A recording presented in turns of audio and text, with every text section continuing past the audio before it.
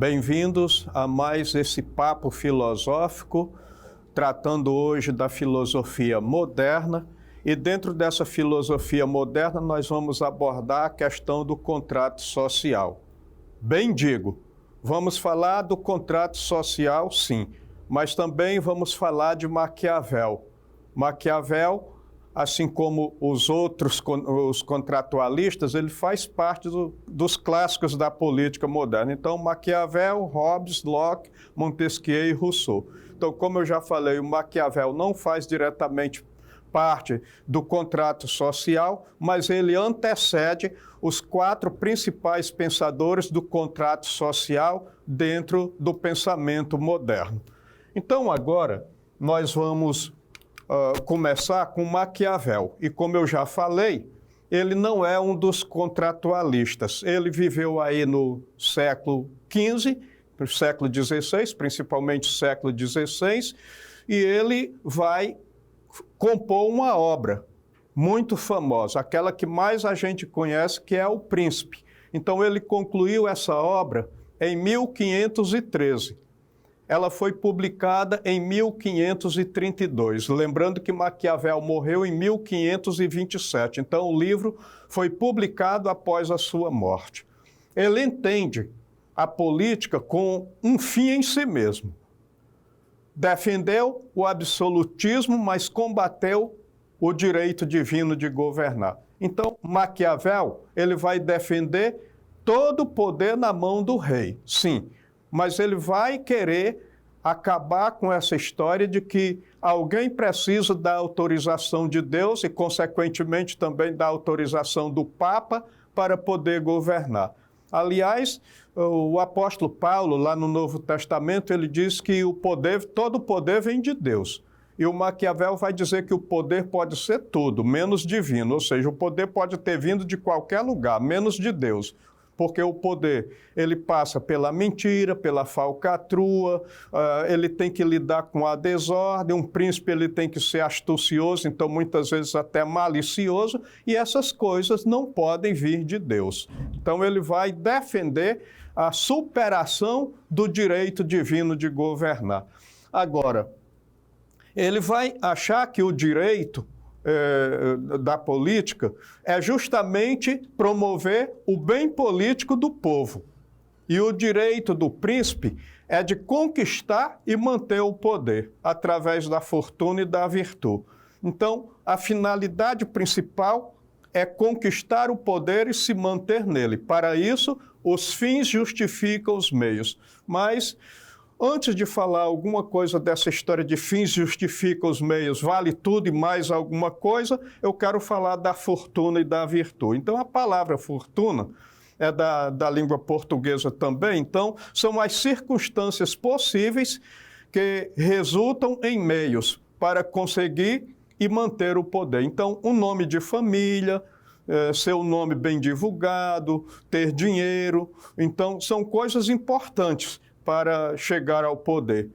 Ser capaz de assustar, então o medo também é um recurso para se chegar ao poder. E a virtude é uma palavra italiana que significa, na verdade, virtude, mas aqui ele vai colocar a palavra virtude como diferente daquela virtude impregnada pelo cristianismo. Então a virtude é composta pelas características pessoais que auxilia o governante a garantir o seu objetivo. Por exemplo, a astúcia, virilidade, flexibilidade, rigor, enfim. O príncipe ele tem que ter essas qualidades que nada tem a ver com a virtude no sentido teológico. Então, agora eu quero dizer alguma coisa relacionada a essa história dos fins justificam os meios. Então, para Maquiavel, vale tudo e mais alguma coisa? Não. Se o poder ele visa principalmente garantir o bem político do povo, vamos supor que um governante brasileiro ele tenha que investir 10 milhões na educação ou na saúde. E aí ele precisa de que o Congresso aprove essa possibilidade. E aí ele coloca o seu projeto para o Congresso e alguns parlamentares dizem: nós vamos votar na tua proposta, contanto que a gente fique com 10% do valor que vai ser destinado para o bem social. Então, De acordo com essa ideia de que os fins justificam os meios, eu posso pagar? Eu devo pagar? Bom, então, na verdade, a gente tem que analisar o seguinte: se não tem outra situação, ele só vai fazer passar o projeto se aceitar a barganha que o Congresso quer de 10%, ele vai pagar. É melhor investir 9 milhões do que não investir nada. Agora, a questão é outra. Os parlamentares não são pagos para votar em projetos que beneficiem a população? São, eles já recebem um salário para isso. Então, o governante teria que, nesse caso, denunciar e até meter na cadeia esse pessoal que já ganha para trabalhar, não precisa mais receber barganha de poder nenhum para poder aprovar aquilo que deve ser aprovado para o bem da sociedade. Então, agora, nós vamos diretamente para os contratualistas. Maquiavel, Hobbes, Locke, Montesquieu e Rousseau são os clássicos da política. Hobbes, Locke, Montesquieu e Rousseau são os contratualistas. Então, após Maquiavel, devemos citar Hobbes, Locke, Montesquieu e Rousseau, pois eles tiveram influência do direito natural e buscaram as razões da sociedade organizada e do poder da política, nos seres humanos e na sociedade. Então, neste aspecto, eles foram pioneiros na antropologia cultural aplicada ao Estado moderno, ao Estado de direito, aquilo que nós chamamos de contrato social. Então, agora, nós vamos ter aqui a situação de cada um desses contratualistas de acordo com o estado de natureza, são os quadros acima, e os quadros abaixo, o Estado de Direito, o Pacto Social. Então, primeiro, Thomas Hobbes.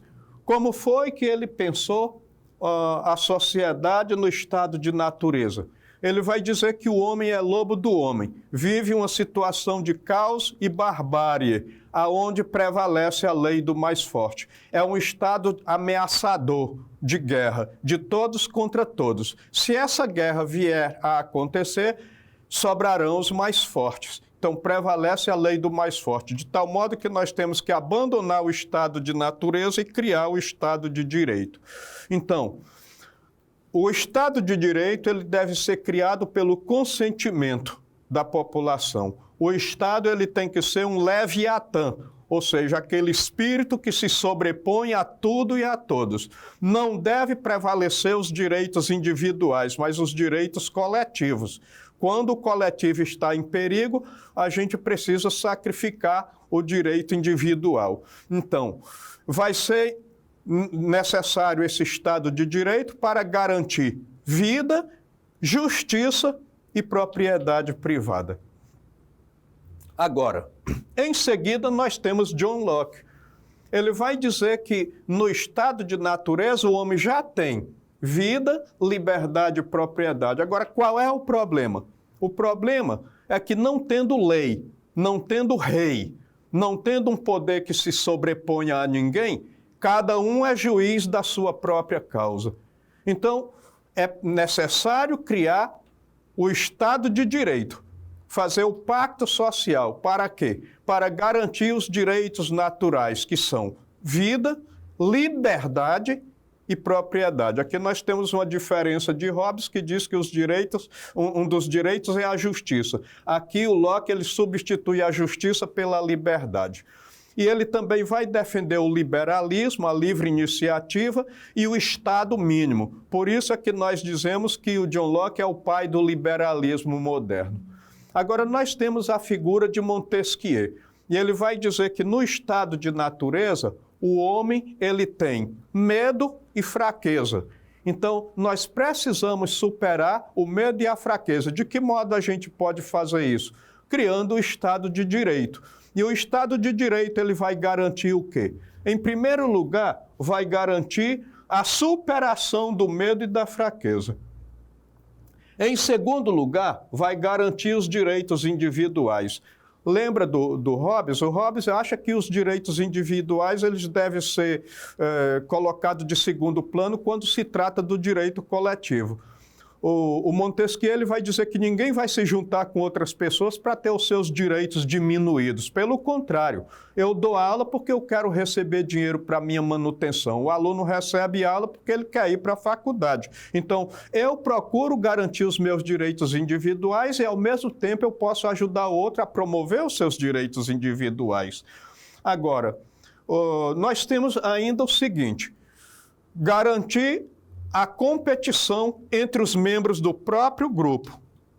E, por fim, o Estado de Direito de Montesquieu garante a proteção do grupo contra outros grupos. Então, é aquele caso. Se, de repente, o Acre está em perigo porque o Peru ou a Bolívia quer conquistar o Acre, aí o presidente da República do Brasil tem que mobilizar as Forças Armadas para não deixar que isso aconteça. Então, o Estado de Direito ele visa garantir a proteção do grupo contra outros grupos.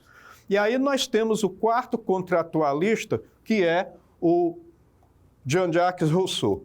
Ele vai dizer que bondade, pureza, inocência, liberdade e a vida ideal é o que vai acontecer no estado de natureza. O homem nasce bom, a sociedade o corrompe. Mas espere aí, como é que uma sociedade é boa e ela de repente, porque todos os seus membros são bons e alguém se corrompe? Alguém, de forma ingênua, instituiu a propriedade privada. Então aqui, no seu direito, no seu Estado de Direito, ele vai dizer que a propriedade privada ela até pode ser garantida, ela deve ser garantida, mas de início ela privou as pessoas daquela pureza e daquela bondade, daquela ajuda da fraternidade, digamos assim. Então, esse conflito gerado pela propriedade privada criou guerra, criou conflito e, com isso, a necessidade de ter um Estado para controlar esses conflitos. Não é para acabar com eles, mas para deixar esses conflitos sob controle. Então, nós temos aí, o pobre não deve ser tão pobre a ponto que precisa se vender para um rico, e um rico não deve ser tão rico a ponto de poder comprar ninguém, comprar o pobre. É para isso que deve existir o Estado de Direito, mas a vida ideal é a vida do estado de natureza, que nós não vamos mais voltar a ela. Então, agora, nós temos algumas questões, na verdade duas, para a gente tratar aqui.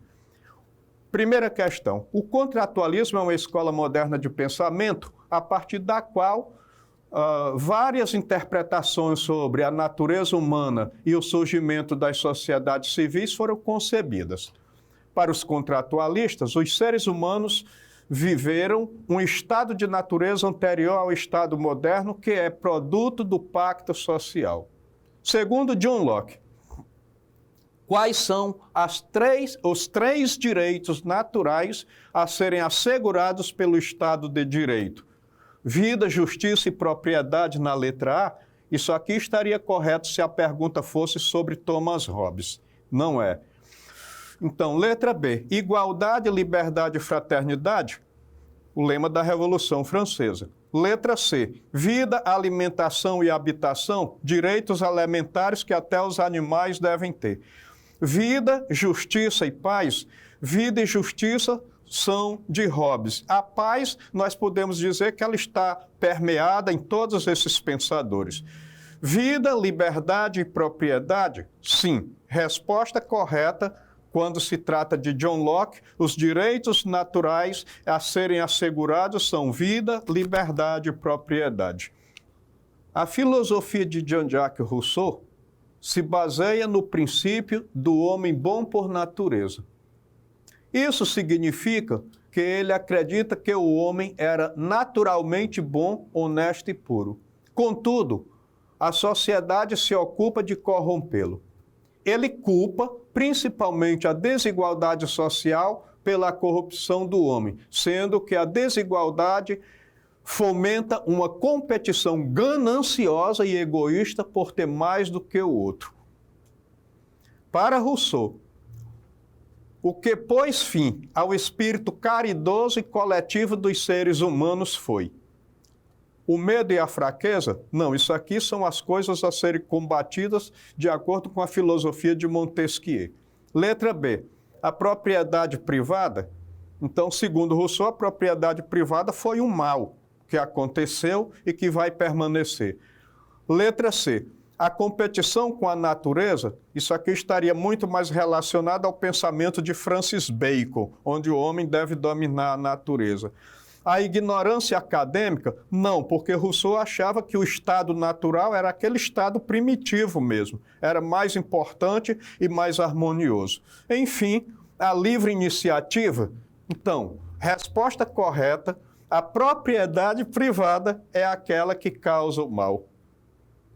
A propriedade privada é aquele mal que trouxe a contenda, as lutas, os conflitos na sociedade. Então, eu agradeço a todos vocês pela atenção que me foi dispensada até aqui. Convido ao próximo encontro. Não deixem de visitar a plataforma para o reforço desse conteúdo. Até o próximo encontro.